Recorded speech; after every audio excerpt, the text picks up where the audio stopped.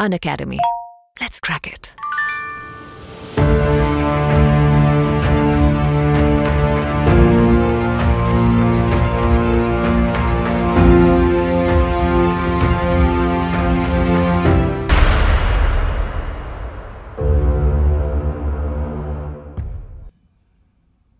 Way back in 1986, when I was posted as District Magistrate of Chandigarh, the first task that was assigned to me by the Governor of Punjab, who was also the Administrator of UT Chandigarh, was to clear UT Chandigarh of all encroachments. Chandigarh is a planned city, and there are very strict bylaws and architectural controls. It is covering an area of about 10 by 10 kilometers. And yet over a period of time, a large number of encroachments had come on government land. अब जो encroachments थे वो कई तरह के थे, जैसे कि सरकारी जमीन के ऊपर कई जगहों पर कमर्शियल दुकानें खुल गई थी। इसके अलावा सरकारी जमीन के ऊपर झुग्गी झोपड़ी आ चुकी थी। बरामदों के सामने जो जमीन खाली होती है, जिस पर कि लोग आ जा सकते हैं, उनको उन दुकानदारों ने अपनी दुकानें एक्सटेंड करके कवर कर दिया था। इसके अतिरिक्त कुछ ऐसी जमीन थी जिसके ऊपर की रिलीजियस एनक्रोचमेंट्स आ चुके थे। ऐसी जमीन भी पड़ी थी जिसके ऊपर डेवलपमेंट वर्क्स कराने आवश्यक थे, लेकिन वो एनक्रोच थी। कई जगहों पर स्कूल्स, कॉलेजेस और दूसरे इंस्टीट्यूशंस को लैंड अलॉट होनी थी, लेकिन वो नहीं अलॉट हो पा रही थी क्योंकि उस लैंड के ऊपर तरह तरह के एनक्रोचमेंट्स आ चुके थे। तो जब मैंने डिस्ट्रिक्ट मैजिस्ट्रेट चंडीगढ़ के रूप में कार्यभार संभाला तो गवर्नर ने मीटिंग बुलाई और उन्होंने मुझे कहा कि आप नए स्टेट ऑफिसर हैं और आपका काम है कि जल्द से जल्द सरकारी ज़मीन को खाली कराया जाए ताकि वो ज़मीन जिनको अलॉट होनी है उनको अलॉट किया जा सके। अब इसमें दो पक्ष थे। पहला पक्ष तो ये था कि बहुत ही महंगी सरकारी ज़मीन के ऊपर लोगों ने कब्जा कर रखा था, वो खाली कराना अत्यंत आवश्यक था, परंतु इसके अंदर ह्यूमन फेस का होना भी बहुत जरूरी था। The encroachment drive was to be carried out with an element of humanism, क्योंकि बरसों से वो लोग इस जमीन पर रहते हुए या काम करते हुए अपना जीवन व्यतीत कर रहे थे। उनको अचानक उस जमीन से अलग कर देने का मतलब था कि उनके जीवन यापन को एकदम से अचानक रोक देना। वो कैसे खाना खाएंगे और कैसे अपनी रोजमर्रा की जीवन व्यतीत करेंगे, अपने परिवार की लुक आफ्टर कर सकेंगे। So it was a great problem, but it was a task to be done. So I immediately called a meeting of my officers and a strategy was planned out. There were about 20,000 encroachments in the city, which is a huge number. I made 3 teams. These 3 teams were headed by TCS officers, both from Punjab and Haryana. Her officer के नीचे एक तहसीलदार रखा गया और साथ में उनको एक एक ट्रक दी गई और काफी लेबर फोर्स दी गई। और चूंकि एनक्रोचमेंट्स हटाने में लॉ एंड ऑर्डर सिचुएशन गंभीर होने की संभावना थी, इसलिए साथ में पुलिस फोर्स का भी होना आवश्यक था, और विशेष तौर पर ऐसी परिस्थिति में जबकि रिलीजियस एनक्रोचमेंट्स को हटाना हो। तो उसके पश्चात मैंने सभी जितने एनक्रोचर्स थे उनको एक अर्ली वार्निंग सिस्टम दिया और उनसे कहा कि आप अपना अपना सामान जो है, जो भी सरकारी जमीन है उसके ऊपर से हटा लें। तो उसमें रेहड़ी वाले भी थे, फड़ी वाले भी थे, जिन्होंने फुटपाथ पर, सड़कों पर, रेहड़ी मार्केट के बाहर जो जमीन सरकारी पड़ी है उसके ऊपर नाजायज कब्जे कर रखे थे। तो सबसे पहले उनसे मैंने कहा कि आप स्वतः हटा लीजिए, लेकिन मुझे मालूम था कि ये इतना आसान काम नहीं था और मेरे पास एक बड़ी डेडिकेटेड टीम थी। तो मैंने उनसे ये कहा कि हम सबसे पहले एक पायलट बेसिस पर एक मार्केट के अंदर जितने भी इंक्रोचमेंट्स हैं उनको हम रातों रात हटा देते हैं।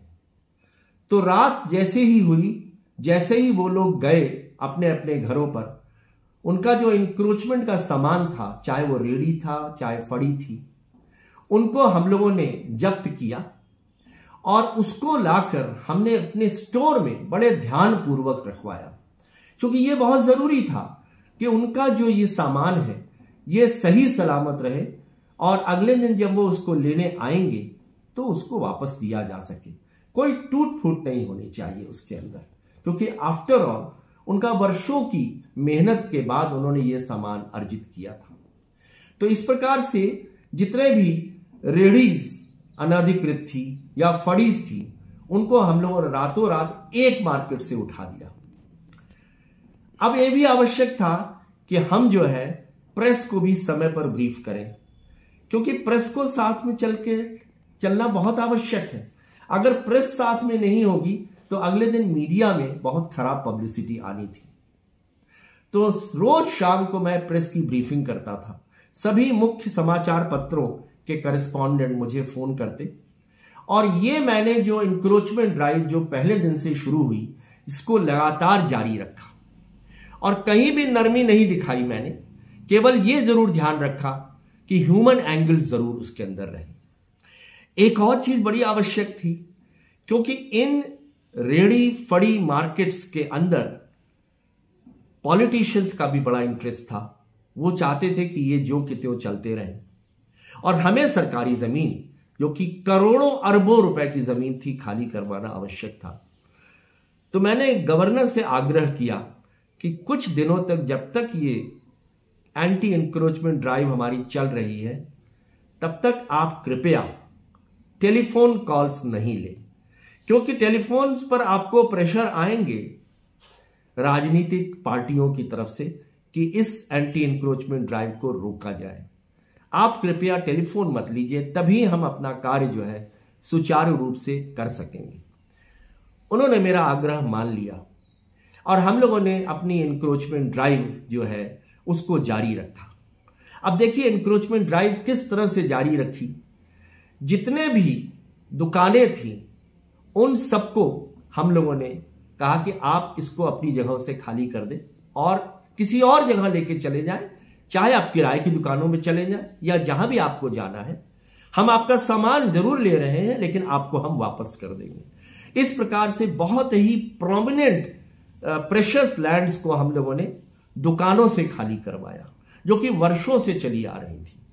जो गरीब रेहड़ी वाले थे, जो कि ऑथोराइज रेहड़ी मार्केट्स के बाहर बैठे हुए थे, जमीन को इनक्रोच किए हुए थे, उन सबको हमने कहा कि हम आपके लिए वैकल्पिक स्थान की व्यवस्था कर देंगे, लेकिन तब तक के लिए आपको एक बार इस स्थान से हटना पड़ेगा।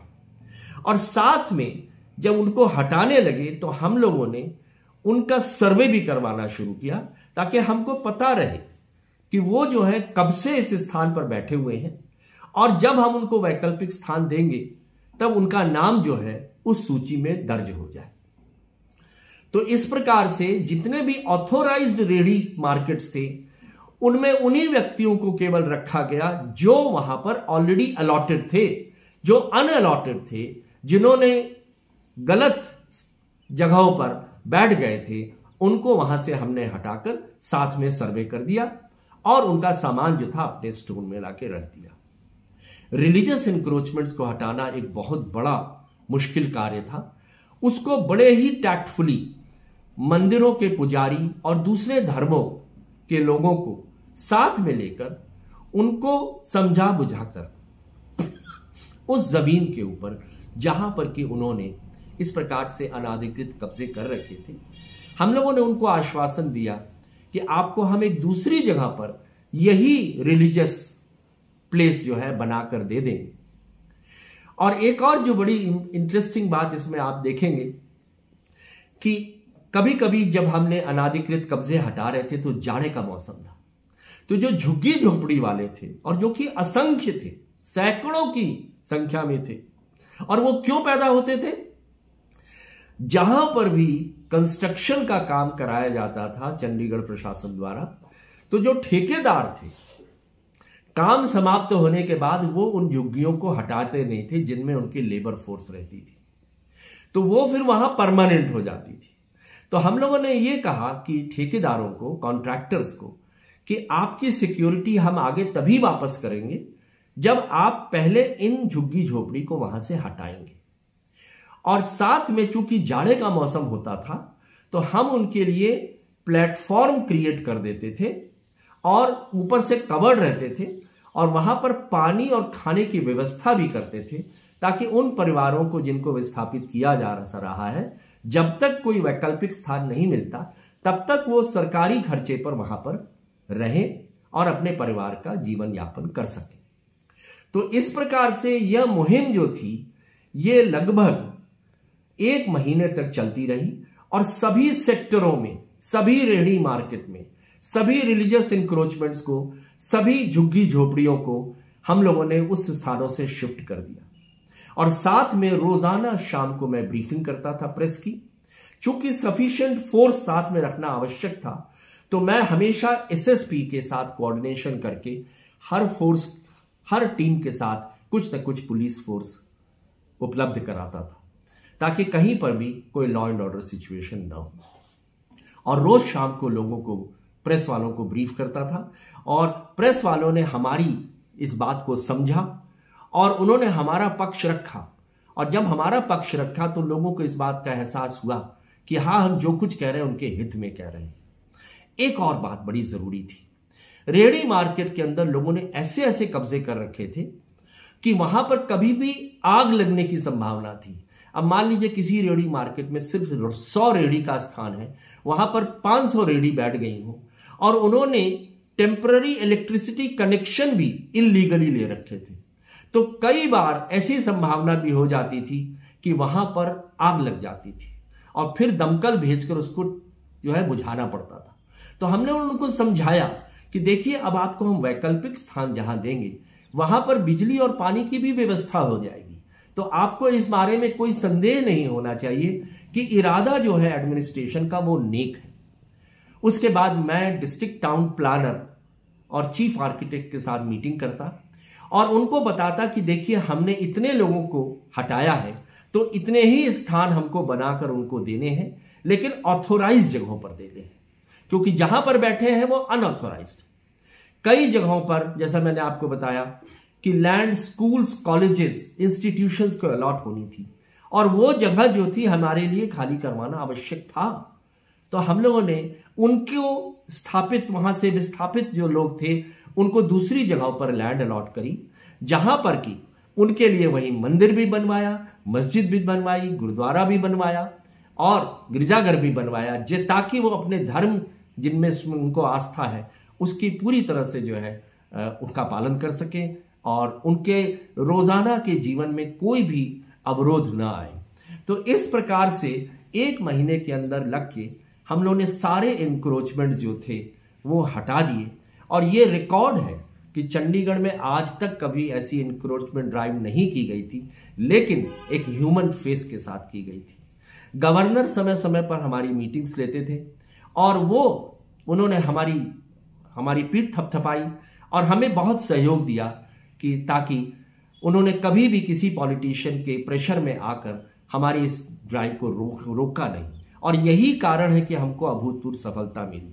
और साथ में मेरे जो अधिकारी थे उन्होंने पूरे हिम्मत के साथ और ये कार्य संपन्न किया, और जब अंत में 1 महीने बाद ये कार्य संपन्न हो गया, तब उसके बाद पुनः राजभवन के अंदर एक मीटिंग हुई, और वहां पर जो ये लोग थे जिनको हमने हटाया था, उनके नुमाइंदे भी आए, और उन्होंने प्रशासन की जमकर तारीफ करी और कहा, अभी तक हम अनाधिकृत स्थानों पर बैठे हुए थे, हमारे पास ना कोई लाइसेंस था, ना कुछ था व्यवसाय करने के लिए। आपने हमारी जिंदगी बना दी, क्योंकि आपने हमें हटाया जरूर, लेकिन हमें एक ऐसी जगह पर स्थापित कर दिया जहां पर कि हम बेखौफ होकर अपना बिजनेस कर सकते हैं। तो इस प्रकार से रेहड़ी वाले, फड़ी वाले और झुग्गी झोपड़ी वाले पूरे चंडीगढ़ के अंदर जगह जगह के ऊपर उनको हमने स्थापित किया। और इनकी जरूरत हर जगह होती है, कोई भी सिटी हो, चाहे चंडीगढ़ जैसी सिटी क्यों ना हो। चंडीगढ़ एक प्लांट सिटी है, लेकिन यहां पर भी लोगों को डोमेस्टिक सर्वेंट्स की जरूरत होती है, रेडी मार्केट की जरूरत होती है, फड़ीज की जरूरत पड़ती है। तो इसलिए इनका भी साथ में हमारे संग होना आवश्यक है। तो ये हम लोगों ने एक ह्यूमन फेस के साथ लगकर पूरे के पूरे इंक्रोचमेंट ड्राइव को संपन्न किया।